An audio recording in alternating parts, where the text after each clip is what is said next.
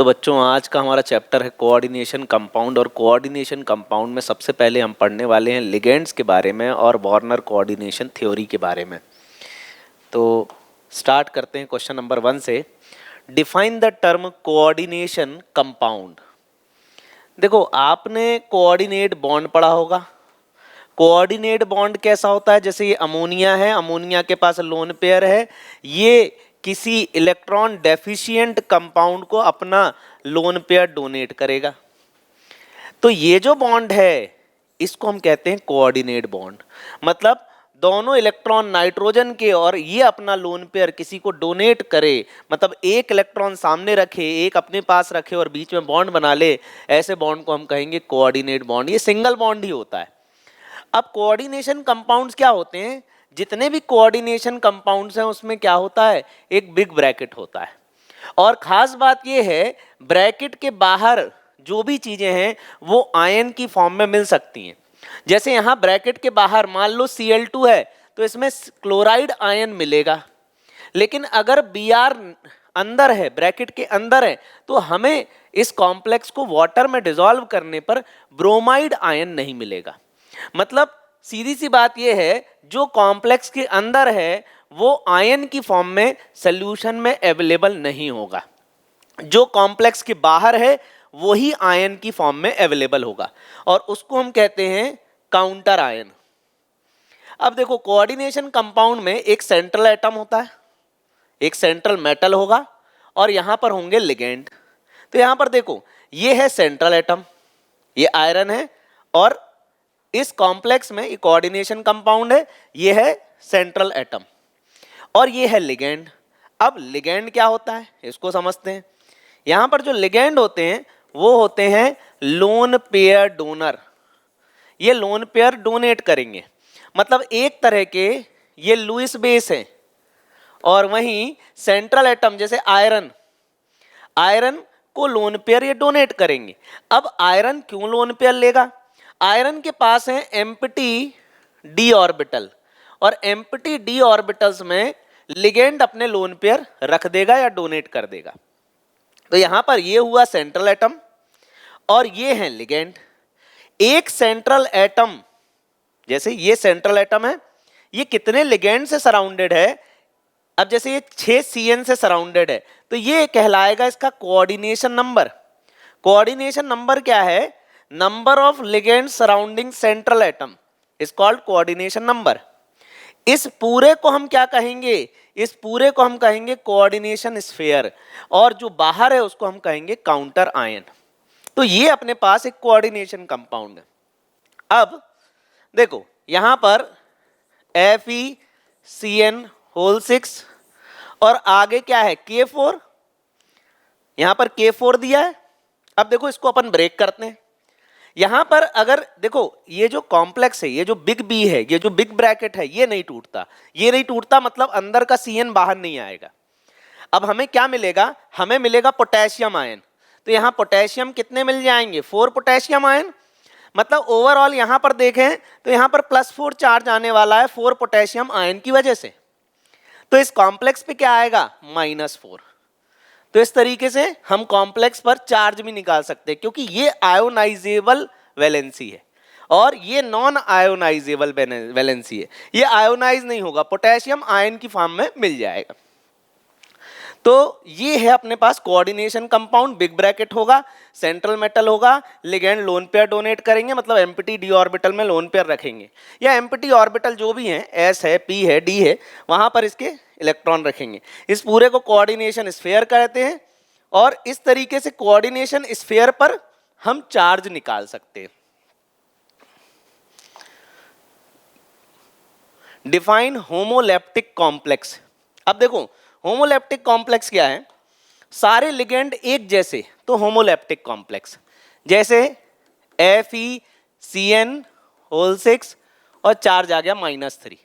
तो यहां पर देखो ये जो ब्रैकेट के अंदर है यही लिगेंड है, यहां पर मेटल है और ये लिगेंड है, सारे लिगेंड इसमें एक जैसे हैं तो होमोलेप्टिक कॉम्प्लेक्स।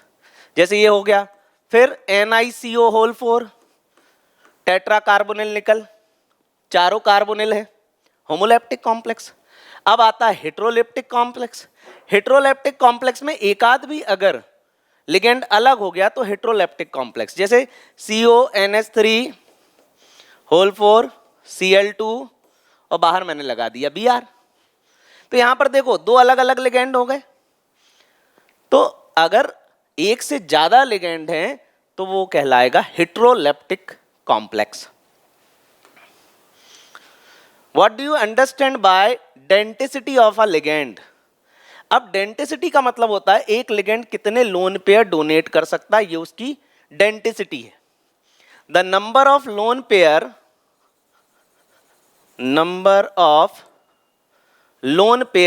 डोनेटेड बाय अ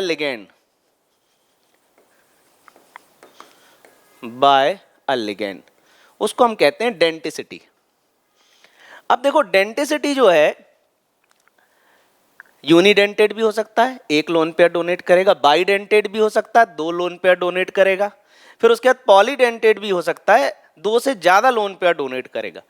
अब हम लिगेंड के टाइप के बारे में एक बार समझ लेते हैं, कितने टाइप के होते हैं। तो टाइप्स ऑफ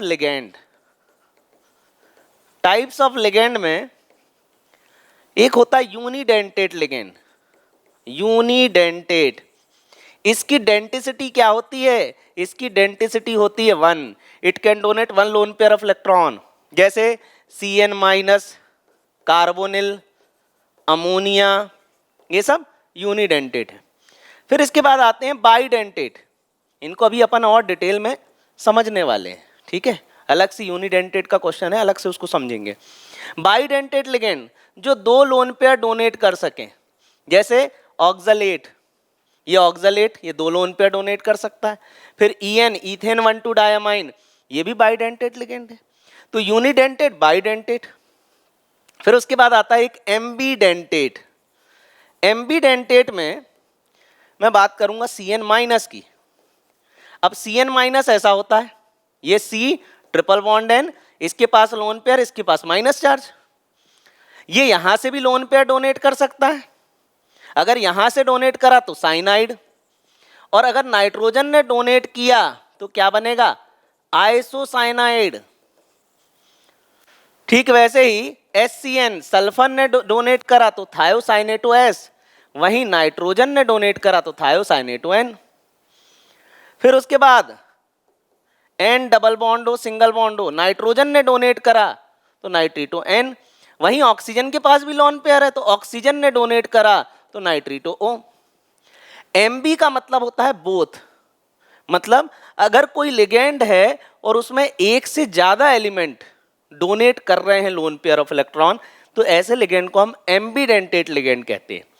एम्बीडेंटेड लिगेंड होता यूनिडेंटेड ही है, एक ही लोन पेयर डोनेट करेगा, लेकिन अलग अलग atom lone pair of electron donate कर सकते हैं, तो ऐसे को हम कहेंगे एम्बीडेंटेड लिगेंड।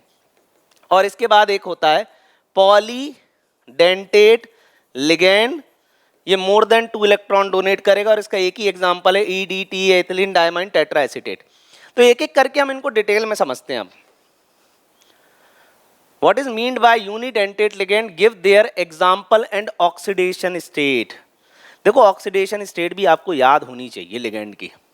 अगर ऑक्सीडेशन स्टेट याद होंगी लिगेंड की तो ही आप प्राइमरी वैलेंसी निकाल पाएंगे। प्राइमरी वैलेंसी मतलब oxidation state of central metal ion. तो लिगेंड की ऑक्सीडेशन स्टेट जरूरी है और उनका नाम भी जरूरी है। जैसे NH3 को हम बोलते हैं अमाइन, H2O को बोलते हैं एक्वा, CO को हम कहते हैं कार्बोनिल। तो यूनिडेंटेड में हम क्या करेंगे? सारे लिगेंड लिखेंगे, उनके नाम लिखेंगे। उनके नाम क्यों लिख रहे हैं हम लिगेंड के नाम? क्योंकि इस चैप्टर में अपना खुद का एक IUPAC नॉमेनक्लेचर भी है, जो कि सारी चीजें यहाँ पर जो मैं बता रहा हूँ वो नॉमेनक्लेचर में काम आएंगी। तो what is mean by unidentate ligand? Unidentate ligand वो हैं जो एक लोन पेयर ऑफ इलेक्ट्रॉन को डोनेट करेंगे।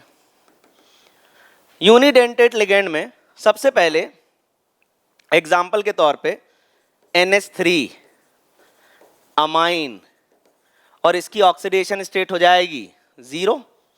फिर H2O की ऑक्सीडेशन स्टेट 0, इसको हम बोलेंगे एक्वा।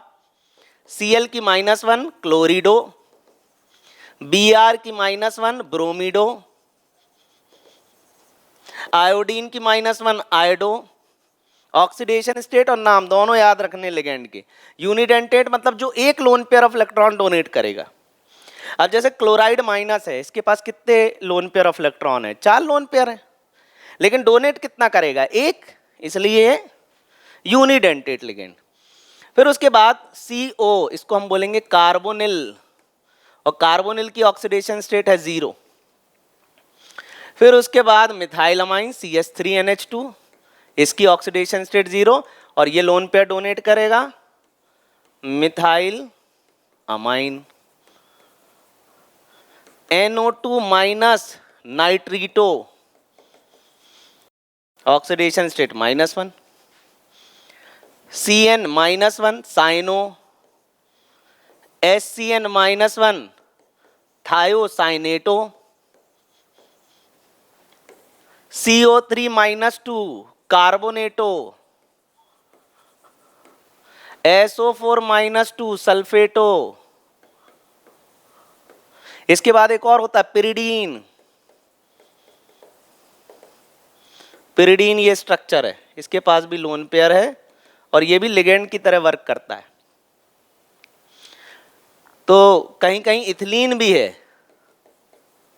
ये भी अपना पाई बॉन्ड डोनेट कर देता है। तो ये क्या है? सब यूनिडेंटेट लिगेंड है जो एक lone pair of electron donate करेंगे। ठीक है, आगे बढ़ते हैं। तो ये ऑक्सीडेशन, जैसे पिरिडीन की 0 है, कार्बोनेटो की -2 है, सल्फेटो की -2 है। अगर इथिलीन आ गया तो इथिलीन की ऑक्सीडेशन स्टेट 0 है। तो ये सारे यूनिडेंटेट लिगेंड हैं, इनके नाम, इनकी ऑक्सीडेशन स्टेट हमें याद रखनी है। What is bidentate ligand? तो bidentate which can donate two lone pair of electron to central metal ion, central metal ion। इसको हम क्या बोलेंगे? Bidentate ligand. उसमें पहला एग्जाम्पल है EN का। EN का नाम हो गया इथेन 1,2 डाईअमाइन। इथेन मतलब 2 कार्बन, डाईअमाइन मतलब 2 nitrogen NH2 and NH2। EN हो जाएगा इथेन 1,2 डाईअमाइन। अब देखो यहां पर 2 लोन पेयर है। अब ये दोनों लोन पेयर क्या है? सेंट्रल मेटल आयन को ये 2 लोन पेयर डोनेट करेगा। तो EN क्या है? बाइडेंटेट लिगेंड है, 2 लोन पेयर डोनेट कर रहा है। तो पहला बाइडेंटेट का एग्जाम्पल है EN, इथेन 1,2 डाईअमाइन। अब देखो इथेन 1,2 डाईअमाइन, कहीं अगर पहले तो इसकी ऑक्सीडेशन स्टेट, इस पे कोई चार्ज नहीं है। इथेन मतलब 2 कार्बन, डाईअमाइन मतलब 2 नाइट्रोजन, और इसकी ऑक्सीडेशन स्टेट क्या हो जाएगी? 0। तो यहां पर ये इथेन 1,2 डाईअमाइन है, इसकी ऑक्सीडेशन स्टेट 0 है। ऑक्सलेटो, अब ऑक्सलेटो COOH, सिंगल बॉन्ड COOH, ये प्लस, ये प्लस, ये माइनस, ये माइनस। तो ऑक्सैलिक एसिड से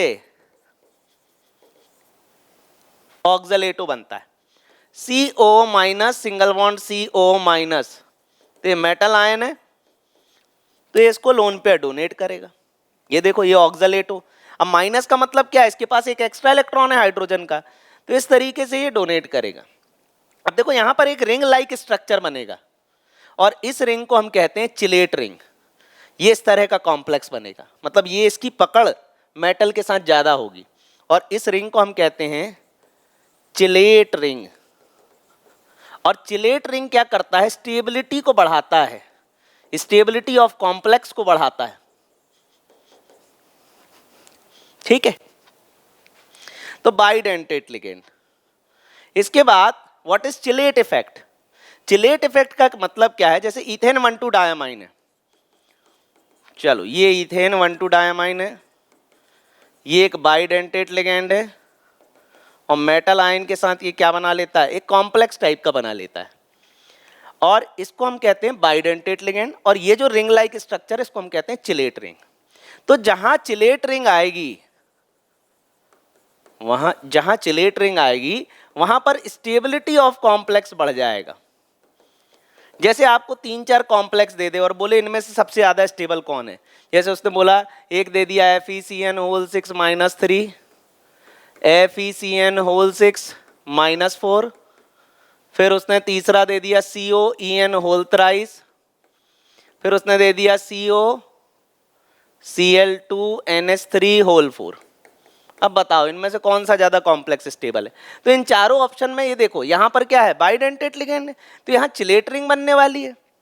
तो जहां पर चिलेशन हो, जहां पर चिलेट रिंग बने, वो कॉम्प्लेक्स ज्यादा स्टेबल होता है। वैसे ही ईडीटीए क्या होता है, ये पॉलीडेंटेट लिगेंड होता है। मतलब अगर 2 से ज्यादा लोन पेयर डोनेट करने की कंडीशन में है कोई लिगेंड, तो वहां चिलेशन होगा, वहां चिलेट रिंग बनेगी, वहां स्टेबिलिटी बढ़ेगी, कॉम्प्लेक्स ज्यादा स्टेबल होगा।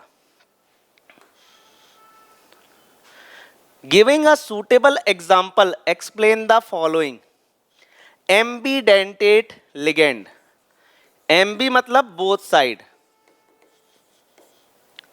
तो जो एक से ज्यादा एटम, देखो अगर किसी लिगेंड में एक से ज्यादा एटम है जो लोन पेयर डोनेट कर सके, तो ऐसे लिगेंड को हम कहते हैं ambidentate ligand. The type of ligand which have more than one atom donating lone pair of electron, तो उसको हम कहते हैं एम्बीडेंटेट लिगेंड। एग्जाम्पल NO2 का एग्जाम्पल देखते हैं, इसमें नाइट्रोजन डोनेट करेगा, फिर ON डबल बॉन्ड हो, इसमें ऑक्सीजन डोनेट करेगा। ठीक है, तो अगर नाइट्रोजन एंड ऑक्सीजन दो अलग अलग एटम है, तो नाइट्रीटो, इसको हम बोल देंगे नाइट्रीटो N, और इसका नाम हो जाएगा नाइट्रीटो O। ये नॉमेनक्लेचर में काम आएगा, ऑक्सीजन ने दिया तो नाइट्रीटो N। वैसे ही CN साइनो, नाइट्रोजन ने दिया isocyano, SCN thiocyanato S, NCS thiocyanato N।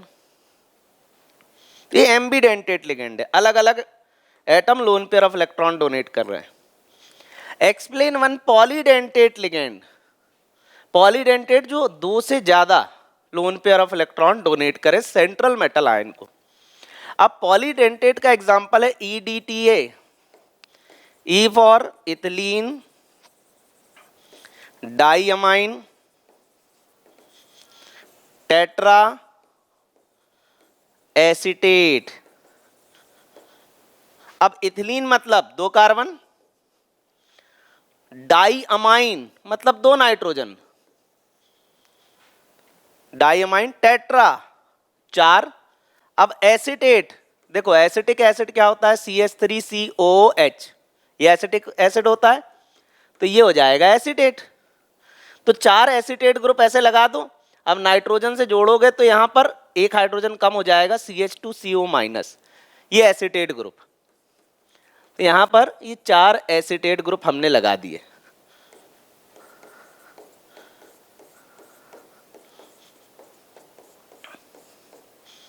और यहाँ ये CH2 और CH2, तो देखो यहाँ पर 2 लोन पेयर हैं, ये 2 लोन पेयर, और यहाँ पर एक्स्ट्रा इलेक्ट्रॉन है, तो इसकी डेंटिसिटी होगी हेक्साडेंटेट।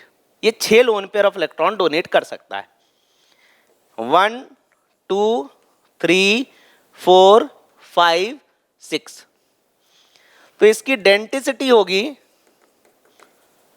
6, और इसकी ऑक्सीडेशन स्टेट होगी किसकी, EDTA की। EDTA की ऑक्सीडेशन स्टेट होगी -4।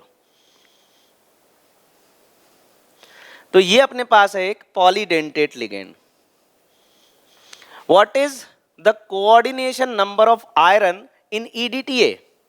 अब देखो EDTA क्या है, एक हेक्साडेंटेट लिगेंड है, तो आयरन जो है EDTA से सराउंडेड है, और EDTA हेक्साडेंटेट है, 1 2 3 4 5 6। तो इसका कोऑर्डिनेशन नंबर क्या हो जाएगा, 6। कितने लोन पेयर से सराउंडेड है, 6 से surrounded. Mention the main postulate of Werner's theory. Werner ने एक कोऑर्डिनेशन थ्योरी दी। क्या दी Werner coordination theory, Werner coordination theory. Werner के अकॉर्डिंग दो तरह की वैलेंसी होती हैं, एक होती है प्राइमरी वैलेंसी और एक होती है सेकेंडरी वैलेंसी। ठीक है, अब मैं ये निकाल के बताता हूं कि आपको प्राइमरी वैलेंसी क्या होती है, सेकेंडरी वैलेंसी क्या होती है। मेरे पास एक कॉम्प्लेक्स है CONH3 होल 4 Cl2 और बाहर लगा है यहां Br। अब मुझे क्या करना है, प्राइमरी वैलेंसी निकालनी है। प्राइमरी वैलेंसी क्या होती है, oxidation state of central metal ion. तो oxidation state of central metal ion is called primary valency. अब देखो इसमें क्या होता है, यहां पर ये क्या होगा, Br नेगेटिव होगा, बिग बी कभी नहीं टूटता, ये बाहर की चीजें आयोनाइज होती है, ये आयोनाइजेबल वैलेंसी है, तो Br आएगा माइनस और ऊपर जाएगा प्लस। ठीक है, तो कॉम्प्लेक्स पे क्या आ गया, प्लस चार्ज।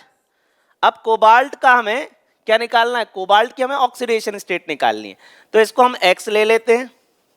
अमोनिया की क्या होगी, 0, तो 4 इंटू 0। क्लोरीन की क्या होगी, -1, 2 इंटू -1, 2 क्लोरीन है, 2 इंटू -1, और कॉम्प्लेक्स पे चार्ज क्या है, +1, तो इक्वल टू +1। ध्यान से देख लो इसको कैसे निकालना है। अमोनिया अभी अपन ने याद किया, अमोनिया 0, क्लोरीन -1, और इस कॉम्प्लेक्स पे चार्ज क्या आ गया, +1, तो ये जो Br नेगेटिव गया तो ऊपर चार्ज दे गया +1। अरे जैसे देखो ऐसे NaCl, Na +1 है तो Cl -1 है। अब जैसे मैं कहूं MgCl2, Mg+2 है तो यहाँ +2 चार्ज आएगा, तो यहाँ -2, तो एक क्लोरीन पे चार्ज -1, क्योंकि 2 पर -2 तो एक पर -1। ठीक वैसे ही इसको कॉम्प्लेक्स सॉल्ट भी इसलिए कहा जाता है कि बिग ब्रैकेट है और सॉल्ट की फॉर्म में ब्रेक भी होता है, तो ये कॉम्प्लेक्स सॉल्ट है। अब जैसे दो चीजें होती है, एक होता है कॉम्प्लेक्स सॉल्ट, एक होता है डबल सॉल्ट। जैसे मोहर सॉल्ट डबल सॉल्ट है। अब डबल सॉल्ट क्या होता है, जैसे एलम डबल सॉल्ट है, मोहर सॉल्ट डबल सॉल्ट है। अब मोहर सॉल्ट होता है फेरस अमोनियम सल्फेट, ये FeSO4, और एक और हो जाएगा अमोनियम सल्फेट .6H2O, तो ये हो गया मोहर सॉल्ट। तो ये क्या है, एक तरह का डबल सॉल्ट है। और कॉम्प्लेक्स सॉल्ट क्या होता है, जिसमें बिग ब्रैकेट आए। तो देखो इस तरीके से आयोनाइज हुआ, यहां प्लस चार्ज आया और मैंने इस प्लस को यहां लिख दिया इक्वल टू में X, 4 इंटू 0 0, 2 इंटू -1 क्या हो गया, -2 इक्वल टू +1। ये -2 इधर चला जाएगा तो X इक्वल टू क्या हो जाएगा, +3। तो यहाँ कोबाल्ट की ऑक्सीडेशन स्टेट क्या है, यहाँ कोबाल्ट की ऑक्सीडेशन स्टेट है +3, और यही इसकी प्राइमरी वैलेंसी है। अब हम बात करते हैं सेकेंडरी वैलेंसी की। अब देखो जैसे ये एग्जांपल लें, तो ये जो कोबाल्ट है कितने लिगेंड से सराउंडेड है, कितने यूनिडेंटेड लिगेंड से सराउंडेड है, 4 अमोनिया और 2 क्लोरीन। तो इसकी सेकेंडरी वैलेंसी क्या हो जाएगी, या इसका कोऑर्डिनेशन नंबर क्या हो जाएगा, 6। तो सेकेंडरी वैलेंसी और कुछ नहीं है, ये कोऑर्डिनेशन नंबर है सेंट्रल मेटल आयन का। तो primary and secondary valency. Right the oxidation state of central metal ion, central metal. अब देखो यहां सेंट्रल मेटल निकल है, यहां कोबाल्ट है, यहां पर आयरन है। इसकी ऑक्सीडेशन स्टेट निकालनी, X लिख लो, +4 कार्बोनिल पर चार्ज, कार्बन मोनोऑक्साइड पे चार्ज 0, और इस कॉम्प्लेक्स पे क्या है चार्ज, इक्वल टू 0, तो X इक्वल टू क्या हो जाएगा, 0। तो निकल की ऑक्सीडेशन स्टेट 0। कोबाल्ट की हम बात करें, X, Cl पे चार्ज -1, NO2 पे चार्ज -1, अमोनिया पे चार्ज 0, तो 4 इंटू 0 हो जाएगा 0, और यहां हो जाएगा -1, ये हो जाएगा +1। तो क्लोरीन माइनस और कॉम्प्लेक्स पे क्या हो जाएगा, +1, तो X इक्वल टू क्या हो जाएगा, +3। फिर यहां निकालते हैं 3K पॉजिटिव, 3K पॉजिटिव, और यहां क्या हो जाएगा, -3। अब ये हो जाएगा X + 6 इंटू -1 इक्वल टू -3। तो यहां पर क्या हो जाएगा, अब Cn पे चार्ज क्या, -1, आयरन पे क्या है X, तो 6 into -1, X - 6 equal to -3, X equal to -3 + 6, तो X इक्वल टू हो जाएगा +3। तो यहां आयरन की ऑक्सीडेशन स्टेट क्या आ जाएगी, +3 आ जाएगी। तो इस तरीके से हम सेंट्रल मेटल आयन की ऑक्सीडेशन स्टेट निकालेंगे। देखो कॉम्प्लेक्स पे अगर कोई कैटायन है तो वो कॉम्प्लेक्स के आगे लगेगा, कोई एनायन है तो वो कॉम्प्लेक्स के पीछे लगेगा। अब एनायन अगर कॉम्प्लेक्स के पीछे है तो कॉम्प्लेक्स पे प्लस चार्ज आएगा। ये भी इंपॉर्टेंट बात है, नॉमेनक्लेचर में काम आएगी। अगर ये एनायन पीछे लगा है तो कॉम्प्लेक्स पे प्लस चार्ज है, और वहीं कैटायन आगे लगा है तो कॉम्प्लेक्स पे नेगेटिव चार्ज आएगा। तो इस तरीके से ब्रेक करके ही करो। इसको ऐसा भी कर सकते हो, देखो जैसे K3FeCN6 है, पोटेशियम पे चार्ज क्या है +1, तो 3 पर चार्ज 3, आयरन का निकालना है X, 6 Cn पे चार्ज -1। अब इस पूरे को हम 0 ही मानेंगे। 3 + x - 6 = 0, x - 3 = 0, x = +3। इसको ऐसे भी निकाल सकते हो, और इसको आयोनाइज करके निकालो तो ज्यादा सही है, क्योंकि कॉम्प्लेक्स पर प्लस चार्ज आ रहा है, माइनस चार्ज आ रहा है, ये नॉमेनक्लेचर को थोड़ा सा डिसाइड करेगा। How will you distinguish between this complex and this complex? अब देखो कैसे डिस्टिंग्विश करते हैं। देखो इस कॉम्प्लेक्स को अगर आप वाटर में डालोगे तो क्या मिलेगा, कौन सा आयन मिलेगा, जो ब्रैकेट के बाहर होगा, और ब्रैकेट के बाहर यहां पर सल्फेट आयन है। और इस कॉम्प्लेक्स को अगर वाटर में डालोगे तो कौन सा आयन मिलेगा, क्लोराइड आयन। अब इन दोनों में डिस्टिंग्विश करना है तो आपको ये पता होना चाहिए कि AgCl वाइट प्रेसिपिटेट बनाता है, वहीं BaSO4 भी वाइट प्रेसिपिटेट होता है। तो ऐसा करते हैं, सबसे पहले अपन इसमें AgNO3 डालते हैं या टॉलेंस रिएजेंट डालते हैं। तो टॉलेंस रिएजेंट, यहां ये रिएक्शन नहीं होगी, ये AgCl ये वाइट प्रेसिपिटेट बनेगा, ठीक है। यहां पर Ag+ आएगा तो इससे रिएक्ट नहीं होगा, लेकिन AgCl से वाइट पीपीटी बना लेगा, टॉलेंस रिएजेंट। टॉलेंस रिएजेंट के बाद अगला आप डाल सकते हो बेरियम क्लोराइड BaCl2। अब ये Ba+2, ये बेरियम क्लोराइड से Ba+2 जनरेट होगा, और ये इसके साथ BaSO4 बना लेगा, और BaSO4 वाइट प्रेसिपिटेट होता है, ठीक है, और इसके साथ कोई रिएक्शन नहीं होगी। तो ये भी एक तरीका है। अगर आप BaCl2 डालोगे तो ये सल्फेट वाइट प्रेसिपिटेट देगा, AgCl डालोगे, टॉलेंस रिएजेंट डालोगे तो क्लोराइड वाला वाइट प्रेसिपिटेट देगा। तो इस तरीके से हम डिस्टिंग्विश कर सकते हैं। 1 mole of CONH3(5Cl3) give 3 moles of iron on dissolution in water. 1 mole of this reacts with 2 mole of AgNO3 to give 2 mole of AgCl। देखो ये कॉम्प्लेक्स है, और कॉम्प्लेक्स में बोल रहा है कि हमने वही AgNO3 डाला है, टॉलेंस रिएजेंट डाला है, और टॉलेंस रिएजेंट डालने पर 2 मोल AgCl मिल रहे हैं। इसका मतलब क्या है, अगर 2 मोल AgCl मिल रहे हैं मतलब 2 क्लोराइड आयन मुझे कॉम्प्लेक्स के बाहर चाहिए। अगर ये कॉम्प्लेक्स 1 मोल है और मुझे 2 मोल AgCl चाहिए, इसका मतलब कॉम्प्लेक्स के बाहर 2 क्लोराइड आयन होने चाहिए। तो ऐसा कौन सा कॉम्प्लेक्स है जहां 2 क्लोराइड आयन है? भाई यहां पर एक कॉम्प्लेक्स ये है, एक कॉम्प्लेक्स ये है जहां पर क्लोराइड आयन है, 2 क्लोराइड आयन। देखो यहां पर अगर 2 क्लोराइड मिल जाएंगे तो ये दोनों Ag से मिल जाएंगे, क्योंकि हमने टॉलेंस रिएजेंट भी डाला है, और ट्वाइस AgCl मिल जाएगा, ठीक है। लेकिन यहां पर देखो ये अमोनिया यहां नहीं आ सकता, और यहां पर ये 4 और 5, ये 5 लिगेंड वाला कॉम्प्लेक्स नहीं होगा, 6 लिगेंड वाला होगा, क्योंकि 6 लिगेंड वाला कॉम्प्लेक्स ही स्टेबल होता है, ऑक्टाहेड्रल बनाता है।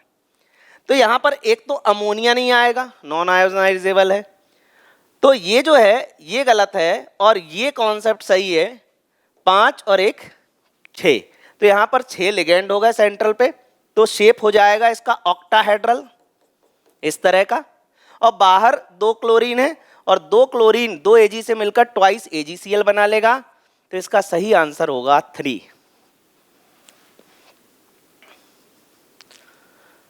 When a coordination compound CrCl3 6H2O, CrCl3 H2O 6H2O, ये कॉम्प्लेक्स दिया है, is mixed with AgNO3। AgNO3 का और टॉलेंस रिएजेंट का एक ही बात है।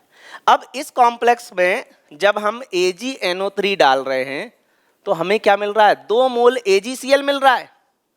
इसका मतलब क्या है, इस कॉम्प्लेक्स के बाहर 2 क्लोरीन है। ठीक, अब देखना यहां पर Cr लिखो और कॉम्प्लेक्स के बाहर 2 क्लोरीन लिख दो। क्लोरीन के साथ कॉम्प्रोमाइज नहीं कर सकते, कैसे?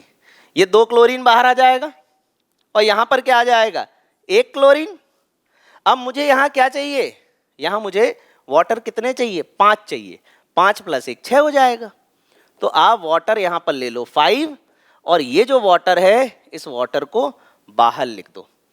तो ये जो मॉलिक्यूलर फॉर्मूला है इससे ये जो कॉम्प्लेक्स बनने वाला है वो 2 क्लोराइड आयन देगा और 2 क्लोराइड आयन AgNO3 के साथ मिलकर ट्वाइस AgCl बनाएगा, व्हाइट प्रेसिपिटेट बनाएगा।